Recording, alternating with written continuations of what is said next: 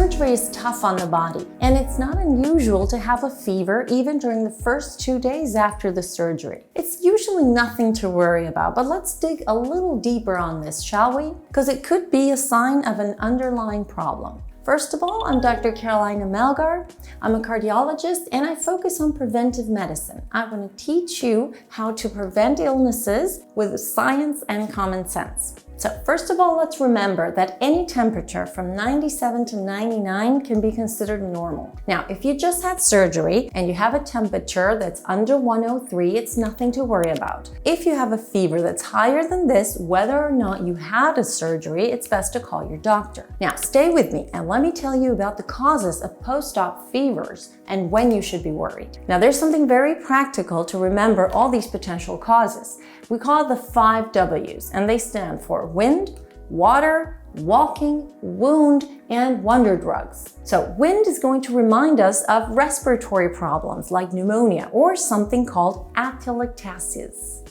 What?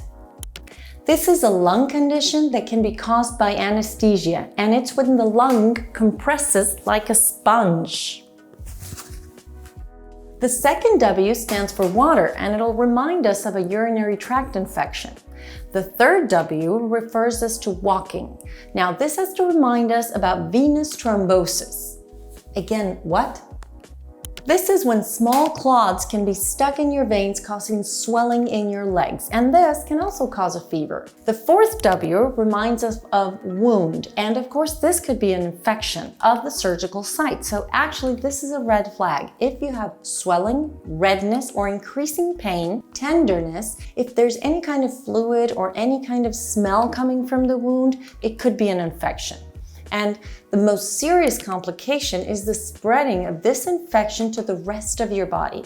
So it's a big deal, and you should call your doctor if you see any of these signs. Now, the fifth W stands for wonder drugs. This has to do with certain antibiotics or medication that can cause fever in some people, like sulfur. Okay, so those are the main causes of post-op fever. So what do? If it's only a degree or two higher than it usually is, you can treat it with over-the-counter medications like Tylenol or some Advil. But if it's higher than 2 degrees, contact your doctor right away. You could need antibiotics if it's an infection. You could need antibiotics if it's an infection, or you could need anticoagulants to treat thrombosis. These are medications that help your body fight these small blood clots that may be stuck in your veins.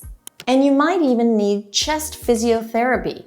It involves a professional tapping or vibrating your chest with their hands or a device. And sometimes they can help with some breathing exercises. Now, pay attention to this. Fever is not the only thing you should be paying attention to. If you have sudden pain in your legs, severe headache, trouble breathing, if it hurts or if it burns when you pee, if you have nausea or vomiting that won't stop, or a tear near the surgical site, this is very important, guys. If you can't get a hold of your doctor, ask to speak to a nurse or someone in their staff. Don't medicate yourself. Now, let me tell you a few ways you can prevent it. That's going to be on my next video.